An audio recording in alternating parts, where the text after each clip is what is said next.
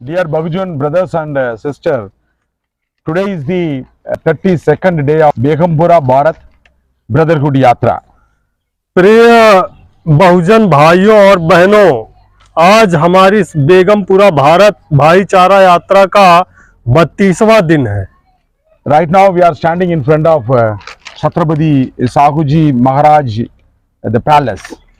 अभी हम छत्रपति साहू जी महाराज का जो महल है, पैलेस है, उसके सामने खड़े हैं। Lot of people, thousands of people visiting this place and seeing his museum. तो अभी हमने देखा कि हजारों लोग इधर आए और यहाँ जो संग्रहालय है उसको सबने देखा। Why these people are coming? I am seeing their faces. Lot of Dravidian faces are here. They are roaming in this palace. मैं इनको देख रहा हूँ कि ये सब द्रविड़ नस्ल के लोग ही हैं इधर। क्यों इधर आते हैं और इस पैलेस को देखते हैं। When they entered into this palace, their face also glooming, and as well as they are actually their entire body languages also shows like a raja. तो जब हम पैलेस के अंदर गए तो हमने देखा कि जो हमारे लोग ये सब देख रहे हैं, अंदर जाते ही उनके जो चेहरे का हाव भाव है उसमें चमक आ गई और वो ऐसा महसूस कर रहे थे जैसे हम भी राजा हों। Because nowadays our people, especially our scheduled caste, OBC and scheduled tribe people, are very scared to walk in the street itself. But when they come to inside this palace, their energy level is high. Why? तो आज स्थिति ये है कि हमारे SC ST OBC के जो लोग हैं उन्हें आम रास्तों पे चलने में भी डर महसूस होता है, लेकिन जब इस पैलेस के अंदर आते हैं तो उनके कॉन्फिडेंस में वृद्धि होती है। उनका जो कॉन्फिडेंस लेवल है उसके स्तर पे वृद्धि होती है। ऐसा क्यों है? Because our Dravidian people in the countries, they are very much scared to walk in the street. Lot of atrocities, violation, humiliations, torture, psychological torture is roaming throughout the country. When those people entered into the space, they got some inspiration through Sahu Maharaja's palace. तो आज आम रास्तों में भी चलने में हमारे लोग इसलिए भयभीत होते हैं क्योंकि यहाँ अन्याय, अत्याचार, मानसिक प्रताड़ना, इस तरीके की चीजें व्याप्त हैं। लेकिन जब हम इस पैलेस के अंदर आते हैं तो यहाँ से हमें एक प्रेरणा मिलती है। जो प्रेरणा स्रोत जो छत्रपति साहू जी महाराज ने जो इधर एक प्रेरणा छोड़ के गए हैं वो हम प्राप्त करते हैं। Because Sahu Maharaj ji fought against the caste system. तो छत्रपति साहू जी महाराज ने ये जो इस देश की जाति व्यवस्था है उसके खिलाफ हमेशा संघर्ष किया। So-called Mahatma Gandhi married at the age of 12, but Sahu Maharaj was dead against the child marriage.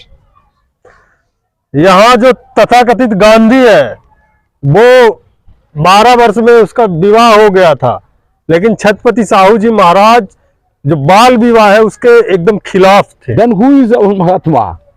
Live Mahatma is. We have to respect Sahu Maharaja as a Mahatma. तो वास्तविक महात्मा कौन है? हम यहाँ जीता जागता महात्मा देख रहे हैं। असली जो महात्मा है वो छत्रपति साहू जी महाराज है। And also the another one important thing, he started a lot of schools, lot of hostels to the at that time Shudras. Our people are treated as a Shudras. He started schools and hostels for Shudras and as well as untouchable community. तो मुख्य जो विशेष बात है वो ये भी है कि अपने टाइम में छत्रपति साहू जी महाराज ने जो उस टाइम जिसको शूद्र और अछूत घोषित किया गया था, उनके शिक्षा के लिए उन्होंने बहुत सारे विद्यालय खोलने का काम किया। अनेक छात्रावास स्थापित करने का उस जमाने में छत्रपति साहू जी महाराज ने काम किया। That time the Peshwa Brahmin also ruled near the Pune. That time they never allowed our Shudras to get education, but Chhatrapati Sahu Ji Maharaja fought against those people and he started the education institution तो यही यही यही मुश्किल से 200 kilometre दूर पूना है, इसका पड़ोसी जिला है।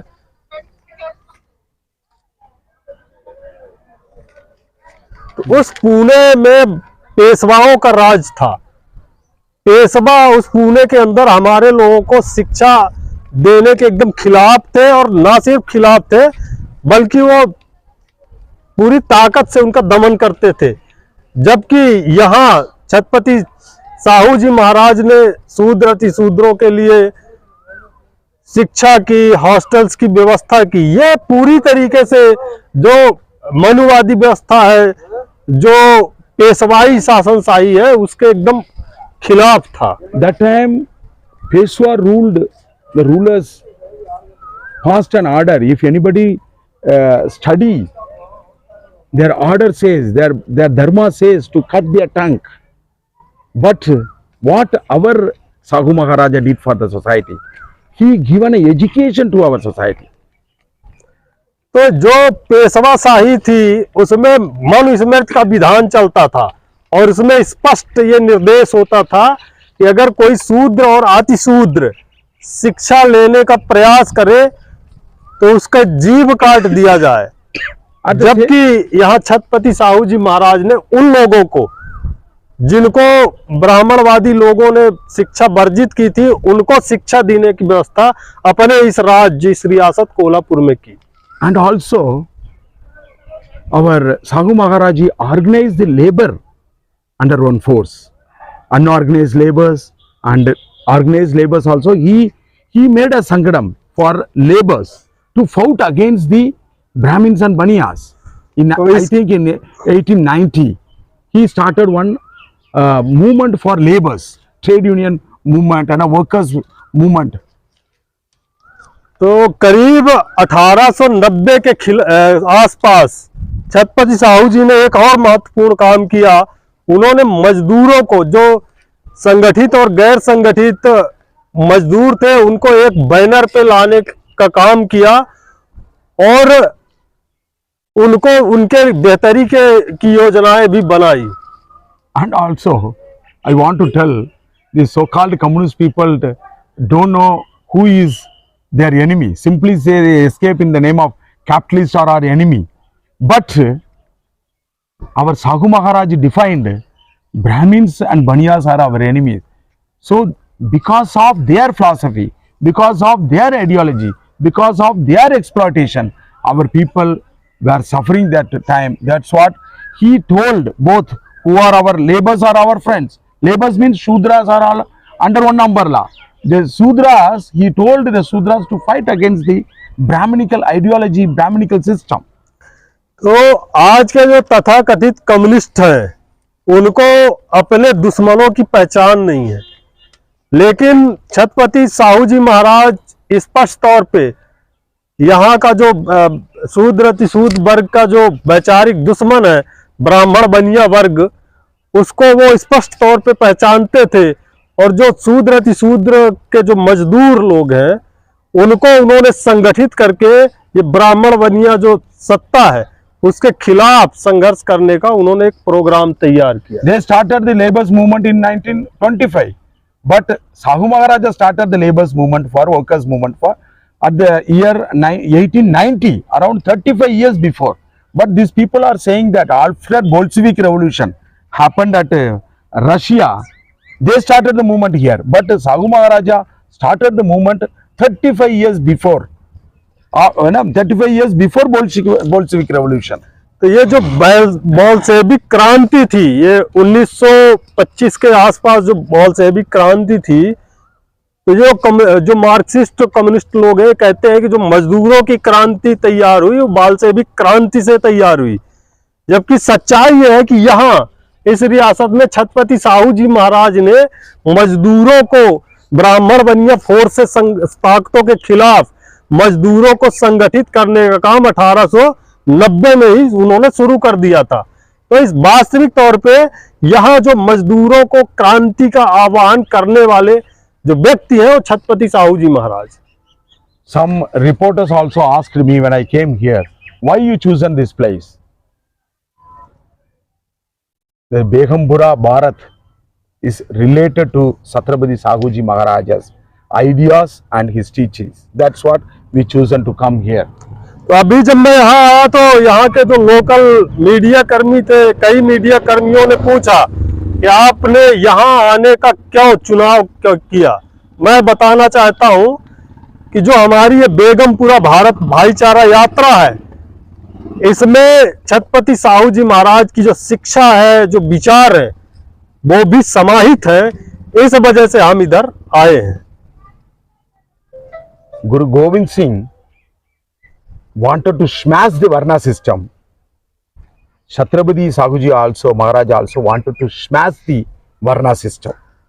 तो जिस तरीके से गुरु गोविंद सिंह जी जो ये वर्ण व्यवस्था है इसको समाप्त कर देना चाहते थे, ठीक उसी तरीके से यहाँ छत्रपति साहू जी महाराज इस वर्ण व्यवस्था, जो ये मनुवादी वर्ण व्यवस्था है, उसको समाप्त करने के लिए उन्होंने बहुत सारे प्रयत्न किए थे। In world level today, they are declared that February 20th as a social justice day.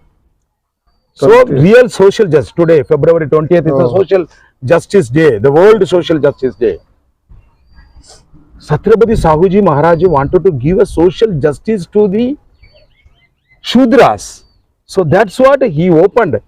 He actually Manu's justice, social justice was saying that Shudras has to keep to serve, duty to serve. They don't want to, Manu Smriti says that don't give the education, don't give the business, don't give the knife to them. That is their justice, social justice. But Chhatrapati Shahuji Maharaj wanted to give a real social justice. That justice is, these people also has to emerge socially, economically, culturally, politically also. That's what he allowed. All these Shudras entered into that palace. See, he sent Brahmins out. The real social justice. We are actually, by the grace of Gurus and Bhagats, we are celebrating social justice day at the place of real place of social justice. The social justice born in that place. So we are very. I want to say, I don't want to say lucky. Really, we are blessed people to celebrate social justice in the land of, in the palace of Sahu Maharaj. तो ये आज 20वां विश्व सामाजिक न्याय दिवस है, लेकिन यहाँ वास्तविक तौर पे अगर देखा जाए तो जो मनुवादियों का जो सामाजिक न्याय है, उनका सामाजिक न्याय ये है कि जो शूद्र अतिशूद्र समाज है, जो वर्ग है, उसको शिक्षा, संपत्ति, हथियार रखने का, सार्वजनिक स्थानों पे चलने का अधिकार नहीं है। ये मनुवादी व्यवस्था का सामाजिक न्याय है।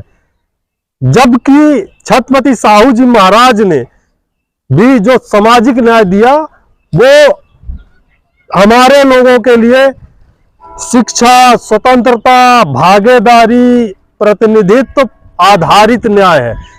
वास्तविक जो सामाजिक न्याय है वो 1902 में, 26 जुलाई 1902 में छत्रपति साहू जी महाराज ने यहाँ सामाजिक न्याय देने का काम किया।